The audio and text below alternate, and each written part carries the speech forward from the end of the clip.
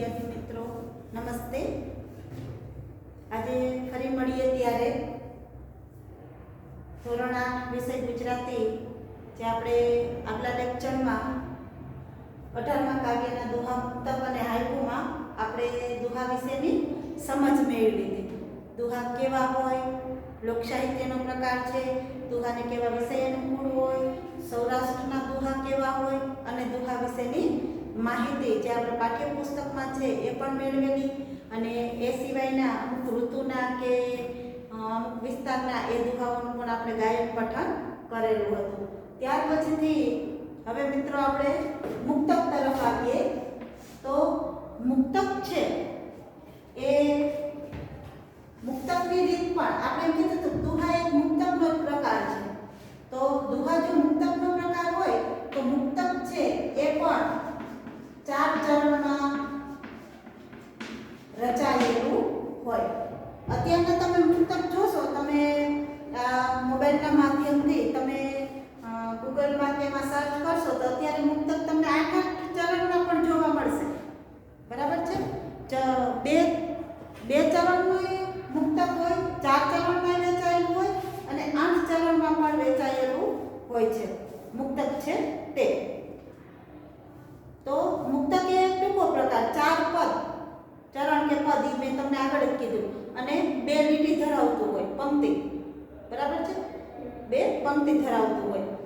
તો મુક્તક છે એ 4 ચરણમાં તો હોય, પછી મુક્તક છે એ સંસ્કૃત સુભાષિત જેવું પણ હોય। સંસ્કૃતમાં તમારે જેમ સુભાષિત આવે છે ને, સંસ્કૃતમાં તમારે સુભાષિતો આવે છે, આપણે ગુજરાતીમાં વિચાર વિસ્તાર કહીએ એવી રીતે સંસ્કૃતમાં તમારે સુભાષિત આવે, બરાબર। પછી પંક્તિ કહેવાય, સૂક્તિ કહેવાય, ઉક્તિ કહેવાય। તો આ બધા જ છે એ મુક્તકના પ્રકારો છે। હવે મુક્તક એટલે શું? તો કે મુક્તક એટલે મુક્ત, મુક્ત એટલે સ્વતંત્ર, મુક્ત એટલે સ્વતંત્ર, બરાબર છે। મુક્તક એ રચના છે ને એ સ્વતંત્ર રચના છે। કેવું? તો કે મોતી જેવું નાનું પણ એકદમ ચોટદાર હોય। મોતી જો દૂર પડેલું હોય ને તોય આપણી નજર એના સમક્ષ જાય, કારણ કે એ ચમકીલું હોય છે, બરાબર। મોતી જેવું નાનું પણ ચોટદાર હોય, ચમકીલું હોય। આ મુક્તક છે એ પણ નાનું છે, 2 લીટીનું હોય, 4 લીટીનું હોય, પણ એમાં જે બોધ છે, એમાં જે રહસ્ય છે, એમાં જે સમજણ છે એ એકદમ ચોટદાર હોય છે, બરાબર છે। એટલે મુક્તક એટલે મુક્ત, મુક્ત જેને આપણે કહીએ સ્વતંત્ર। કેવું? તો કે મોતી જેવું ચોટદાર। એક મોતી પડ્યું હોય તો આપણે એમ કહીએ કે મોતી છે, પણ એ જ મોતીને જો એક એક કરી અને કોઈ દોરામાં પરોવી લેવામાં આવે તો એ શું બની જતી હોય છે? મોતીની માળા બની જતી હોય છે। મુક્તક એટલે શું? એક બીજું ઉદાહરણ દઉં તો એ ગાગરમાં સાગર સમાવા જેવી વાત છે। ગાગર એટલે તમને ખબર પડે ને, પાણીનું નાનું માટલું, ઘડો જેને કહીએ આપણે, તો એ ઘડામાં કેટલું પાણી સમાય? સાગર સમાય છે હે મિત્રો? સાગર સમાતો નથી, પણ ગાગરમાં સાગર સમાવા જેવી વાત એટલે ઓછા શબ્દોમાં વધારે કહી દેવાની ભાવના, ઓછા શબ્દોમાં વધુ સમજણ આપવાની ભાવના, એ જ આ મુક્તક, બરાબર છે। તો મુક્તકના અમુક લક્ષણો હોય। તો મુક્તક છે એને આમ કીધું કે ગાગરમાં સાગર સમાવા જેવું કામ કરે છે। પછી મુક્તકમાં બોધ, નીતિ, શૃંગાર, પ્રેમ, ચિંતન, પ્રકૃતિ આ બધા જ વિષયો, જેમ દોહાને કેમ પ્રેમ અને શૌર્યનો વિષય અનુકૂળ આવે, એમ મુક્તકને બોધ, નીતિ, દ્રષ્ટાંત, પ્રેમ, ચિંતન, શૃંગાર, પ્રકૃતિ આ બધા વિષયો અનુકૂળ હોય છે। હવે મુક્તકની ભાષા કેવી હોય? તો કે સરળ હોય, ચોટદાર હોય અને પ્રાસયુક્ત હોય। સરળ એટલે સાદી સરળ હોય, આપણે ઝડપથી સમજાઈ જાય। ચોટદાર એટલે આપણા હૃદયને સ્પર્શી જાય એવી હોય, અને પ્રાસયુક્ત એટલે એના જે છેલ્લા શબ્દ હોય એને પ્રાસ મળતો હોય। તમે અલંકારમાં ભણો છો ને, પ્રાસ સાંકળી, વર્ણાનુપ્રાસ, એવા અલંકારના પ્રકાર આવ્યા હતા ને શબ્દ અલંકારના, બરાબર છે. તો એ જે છેડે મળતો શબ્દ છે, તમારું 13મું કાવ્ય ભણ્યા, શરૂઆત કરીએ, બરાબર ને. તો શરૂઆત, વાત, રડિયાત, સોગાત, જેવી, એવી એવા શબ્દ આવતા હતા. હે, તો એ જે છેલ્લે છેલ્લે જે મળતા શબ્દ છે એ પ્રાસયુક્ત કહેવાય. તો ગઝલની જે એક શેર હોય ને એ પણ એક મુક્તકનો જ પ્રકાર છે એવું કહી શકાય. ગઝલનો એક શેર, બરાબર છે. તો એ પણ પ્રાસયુક્ત, સચોટ અને ચોટદાર હોય છે, પણ એની ભાષા સરળ હોય મુક્તકમાં. તો આવા લક્ષણો ધરાવતું મુક્તક છે એ આપણા અભ્યાસક્રમમાં આપેલું છે. હવે એ જે મુક્તક છે એ આપણે લખશો અહીં, સૂકા પર્ણો વન બચાવતું,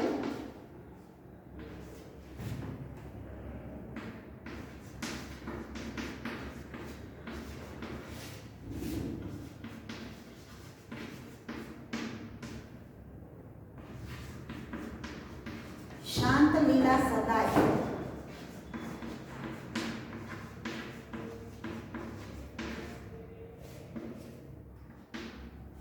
શું કીધું? સૂકા પર્ણો વન ગજાવતા, શાંત લીલા સદાય. આ કેનું મુક્તક લખેલું છે? તો કે ગીતાબહેન પરેખ.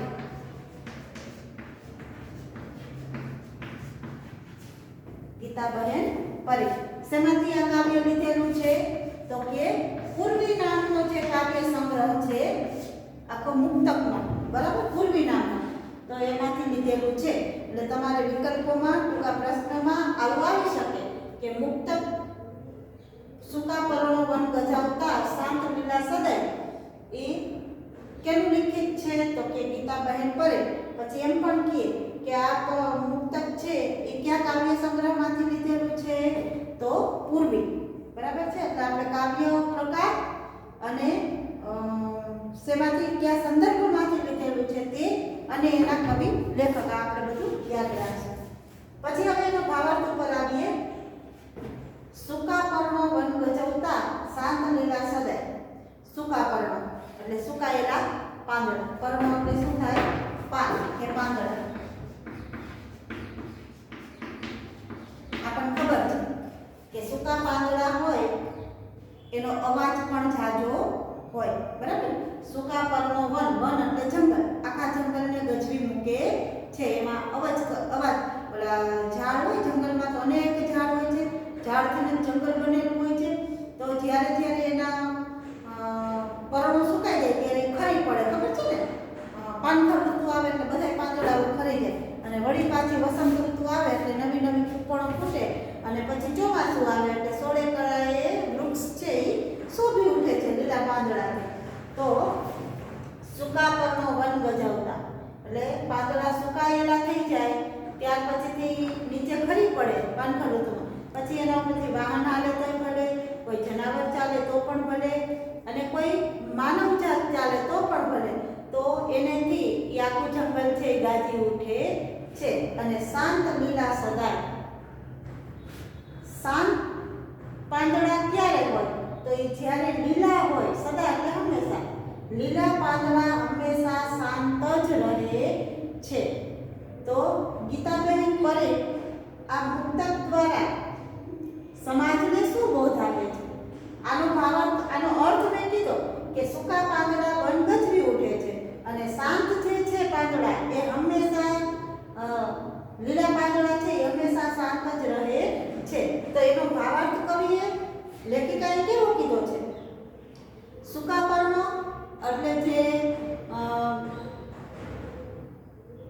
જેનામાં કુશળતા બહુ નથી, પૂરેપૂરો એક જ્ઞાની નથી માણસ, બરાબર, પણ પોતાની જાતને એ ખૂબ સમજુ માનતો હોય, પોતાની જાતને એ ખૂબ અકલમંદ સમજતો હોય, પોતાની જાતને એ ખૂબ જ હોશિયાર સમજતો હોય, પોતાની જાતને એ કુશળ સમજતો હોય કે મને છે ને બધું જ આવડે છે, મારામાં તમામ પ્રકાર પ્રકારનું જ્ઞાન છે. એવો માણસ છે ને એ આ સૂકા પાંદડા જેવો છે. એ ગાજતો જ હોય સદાય. ગમે અહીંયા કાંઈ પણ હોય ને તો હું પેલા એમ હું કરું, મને બધું આવડે. આવો માણસ એ હંમેશા આપણે એમ કહીએ ને કે ખાલી ઘડો અડધો ઘડો હોય ને એ પાણીની ગાગર હોય, પાણીનો ઘડો એ જોજો પૂરેપૂરો ભરેલો હોય ને તો એ એકદમ શાંત હોય. એ જ્યાં આપણે મૂકવું હોય ત્યાં સુધી પહોંચી જાય. પણ જો તમે અધૂરો થોડોક રાખ્યો તો એ ઉપાડો ત્યારે ખબક ખબક ખબક ખબક એવો અવાજ આવતો હોય વચ્ચે અંદર અંદર એ આમ ઉછળતો હોય. એટલે એના જેવું છે કે અજ્ઞાની તો ન કહેવાય પણ પોતાની જાતને સમથિંગ સમજવા વાળો જે માણસ છે એ છે ને સૂકા પાંદડા જેવો છે. અને હકીકતે જે જ્ઞાની પુરુષ છે, જે સાચે જ જેનામાં જ્ઞાન ભરેલું છે, એ લીલા પાંદડા જેવો શાંત છે. એના એ જે પ્રવૃત્તિ થતી હોય એને એ બાબતની બધી જ ખબર હોય, છતાંય પણ જો એ જ્યાં સુધી એને પૂછવામાં ન આવે ને ત્યાં સુધી કાંઈ બોલે નહીં. તો એ લીલા પાંદડા જેવો શાંત છે. એટલે આપણા સમાજમાં જે માણસો છે ને બે પ્રકારના છે. કેટલાય સૂકા પાંદડા જેવાય છે અને કેટલાય લીલા પાંદડા જેવાય છે કે જેનામાં ખૂબ જ કુશળતા છે. એ ખૂબ જ એકદમ એનામાં પ્રાવીણ્ય છે, બરાબર, ખૂબ જ હોશિયાર છે. છતાંય એ જ્યાં સુધી કોઈ એને પૂછે નહીં ત્યાં સુધી કહેતા નથી. અને કેટલાય આ સૂકા પાંદડા જેવાય છે કે કોના જેવા કે જાનમાં કોઈ જાણે નહીં ને વરની કોઈ હું એમ, બરાબર છે.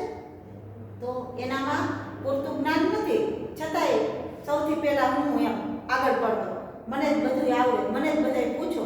આવી જેની વૃત્તિ છે એને સૂકા પાંદડા સાથે લેખિકાએ સરખાવ્યા છે. અને જે હકીકતે બુદ્ધિશાળી માણસ છે એ લીલા પાંદડા જેવો શાંત બેઠો હોય છે, બરાબર. તો આ એક આપણે મુક્તકની વાત કરી. ત્યાર પછીથી હાઈકુની વાત લઈ લઈએ. તો મુક્તકમાં સમજ પડી ગઈ. ગીતાબેન પરીખ લેખિતા મુક્તક સર્જાયેલું છે. એને ક્યાં કાવ્ય સંગ્રહમાંથી લીધેલું છે? તો કે પૂર્વી નામના કાવ્ય સંગ્રહમાંથી લીધેલું છે. ત્યાર પછી આપણે હાઈકુ ઉપર આવીએ. હવે હાઈકુ છે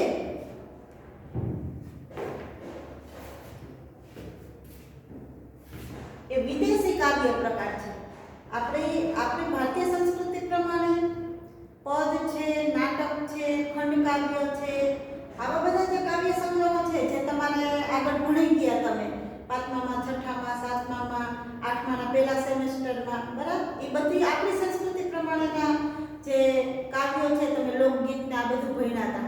ત્યાર પછીથી બીજા સેમેસ્ટરથી પહેલું જ કાવ્ય તમારે સોનેટ આવ્યું છે. ત્યારે હું જાણું છું ત્યાં સુધી કદાચ સોનેટની માહિતી છે એ તમે આગળ આપણે 11નું કાવ્ય સોનેટ ભણ્યા, વડાવી બા આવી, એમાં સરે તમને એ સોનેટ વિશેની માહિતી આપેલી જ હશે, બરાબર છે. તો સોનેટ છે, ગઝલ છે, હાઈકુ છે, આ બધા છે ને વિદેશી કાવ્ય પ્રકારો છે. હાઈકુ તો છે, એની સાથે સોનેટ અને ગઝલ, બરાબર, આ પણ વિદેશી કાવ્ય પ્રકારો છે. કોઈક ને કોઈક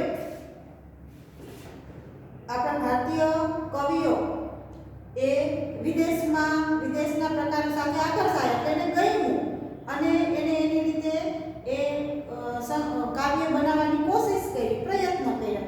જે પહેલું જ આપણે કીધું એ મધ્યમ વિપતને ખાય, બરાબર. તો એ પરિશ્રમ એની પાછળ કર્યો અને એને પોતાની જાતે લખવાની શરૂઆત કરી છે.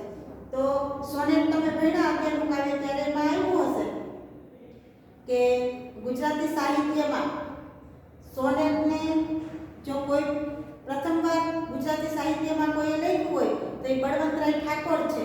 સોનેટને લઈ આવ્યા સૌપ્રથમ, બરાબર, બળવંતરાય ઠાકોર સોનેટને. હવે એવી જ રીતે અને ગઝલ છે એ પણ ફારસી કાવ્ય પ્રકાર છે. સોનેટ છે એ હાઈકુ જેવો જ કાવ્ય પ્રકાર છે. સોનેટનો ઉદ્ભવ છે ઇટલીમાં થયો છે.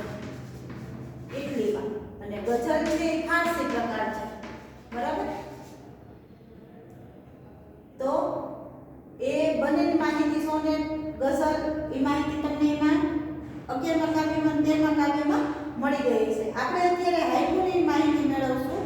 તો હાઇકુ છે એ સોનેટ જેવો જ કાવ્ય પ્રકાર, પ્રદેશી એટલે કે વિદેશી કાવ્ય પ્રકાર છે. મેં કીધું આપણે સોનેટનો ઉદ્ભવ ઇટલીમાં થયેલો. હવે હાઇકુ છે એ હાઇકુ કાવ્ય પ્રકાર છે એનો ઉદ્ભવ જાપાનમાં થયેલો. ક્યાં થયેલો? જાપાન. બરાબર છે. સૌપ્રથમ કોણ લઈ ગુજરાતી સાહિત્યમાં?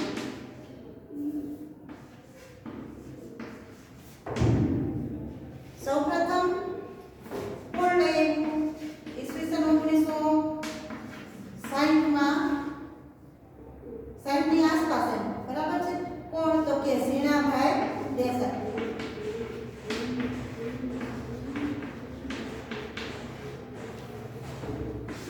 જે સ્નેહ રશ્મિના ઉપનામથી જાણીતા થયા.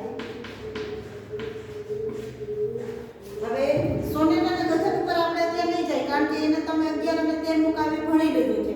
એમાં એની માહિતી પણ તમને મળી ગઈ છે. અત્યારે આપણે માત્ર હાઇકુ ઉપર જઈએ કે હાઇકુ છે એ સોનેટ જેવો જ કાવ્ય પ્રકાર છે.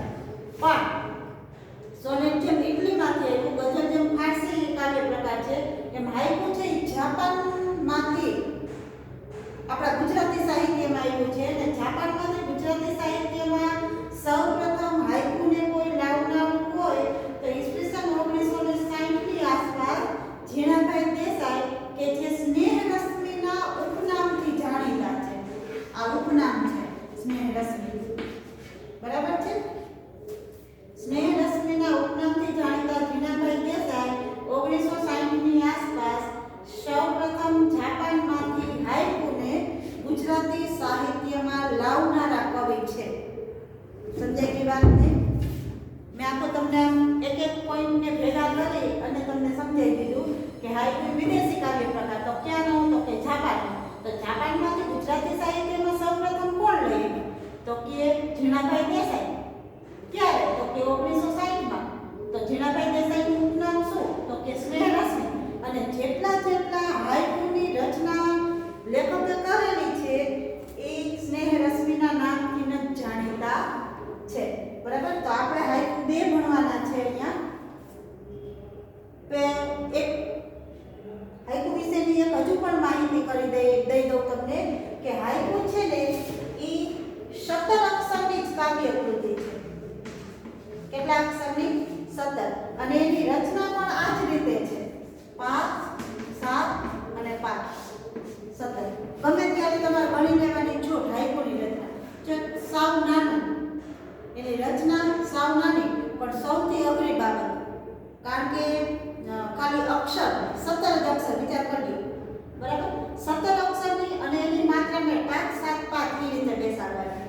કેટલી વખત હોય છે અત્યારના નવા હાઇકુ છે, તમે ક્યારેક મોબાઈલમાં સર્ચ કરો અને જુઓ તો ક્યારેક એવું બને કે પહેલા 7 હોય, પછી 5 હોય, પછી 5 હોય. ક્યારેક એવું પણ બને પહેલા 5 હોય, વળી 5 હોય, વળી 7 હોય. આવી પણ કહેવાનો મતલબ શું? 5, 7, 5 આ રીતેની જ રચના હોય છે.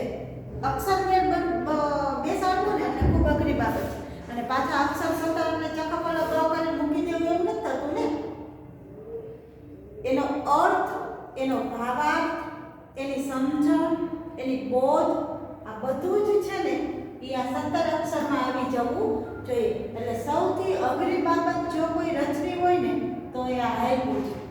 અને એ સ્નેહ રશ્મિએ કરી બતાવી. હવે તો કેટલા અત્યારના કવિઓ, લેખિકાઓ, લેખકો એ બધા હાઇકુની રચના કરે છે, પણ આ સૌપ્રથમની વાત છે. હવે હાઇકુના લક્ષણો કેવા હોય? તો કે હાઇકુ છે એ સાદું, સંક્ષિપ્ત એટલે ટૂંકું, એકદમ નાનું.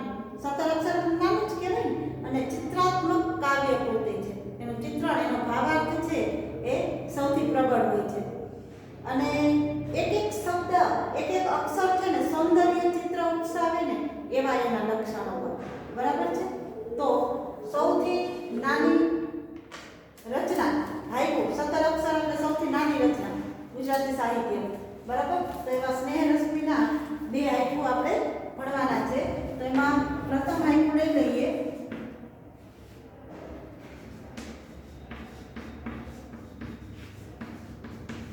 સુકેલી ડાળે પોપટ બેઠો પાન ચોગમ લીલા. સુકેલી ડાળે પોપટ બેઠો પાન ચોગમ લીલા. 5 7 5. શું કીધું? એનો અર્થ પેલા કહો તો કે સુકેલી ડાળ ઉપર પોપટ બેસી જાય. સુકાયેલી ડાળ હોય પાન પર ઋતુ પસાર થઈ ગઈ હોય એટલે ડાળ ઉપરથી બધા પાંદડા ખરી પડ્યા હોય, આપણને ખ્યાલ છે, બરાબર? એટલે ડાળ ઉપરથી બધા પાંદડા ખરી પડે એટલે સુકેલી ડાળ થઈ જાય. પછી એના ઉપર પોપટ બેસે છે એટલે કવિને કેવી અનુભૂતિ થાય છે કે જ્યાં સુકેલી ડાળ ઉપર પોપટ બેસે છે ત્યાં તો પાન ચોગમ લીલા, કારણ કે પોપટનો કલર કેવો હોય તો કે પાંદડા જેવો જ હોય, પોપટી લીલા જેવો, બરાબર છે? એટલે પાન ચોગમ લીલા. ચોગમ એટલે ચારે તરફ, ચારે બાજુ.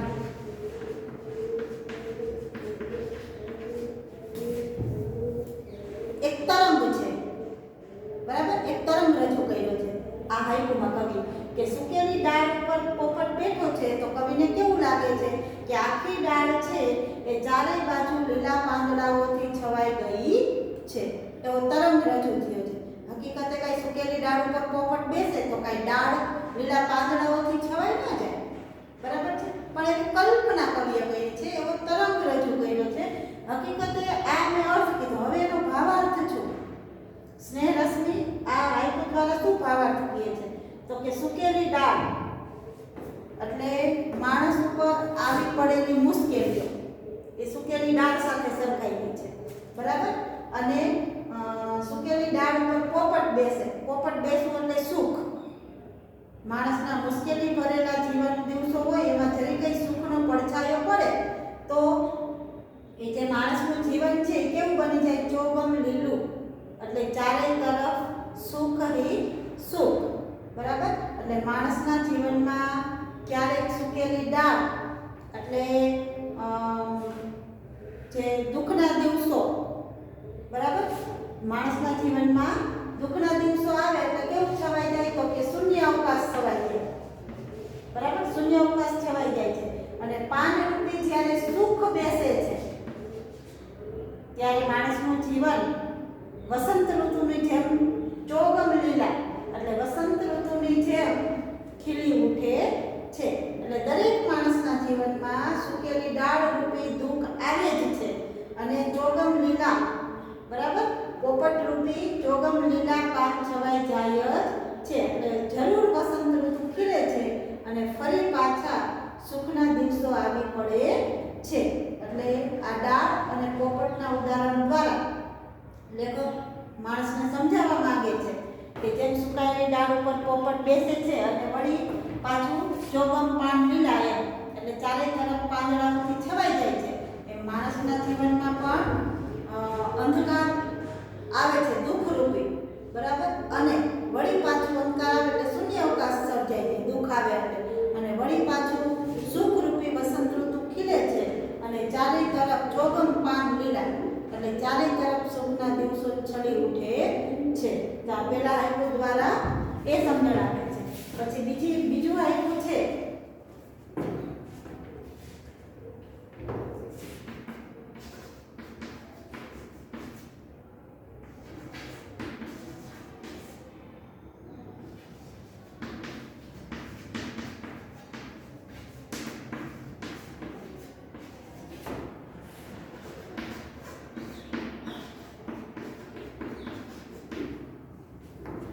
ફરતી પીછી અંધકારની દીપ નહીં રંગાય. બીજા હાઈકુમાં કવિ શું કહેવા માંગે છે તો ફરતી પીછી અંધકારની, જો 5 7 5 અંધકાર રૂપી પીછી છે એ ચારે બાજુ ફેલાઈ જાય છે છતાં દીપ નહીં રંગાય.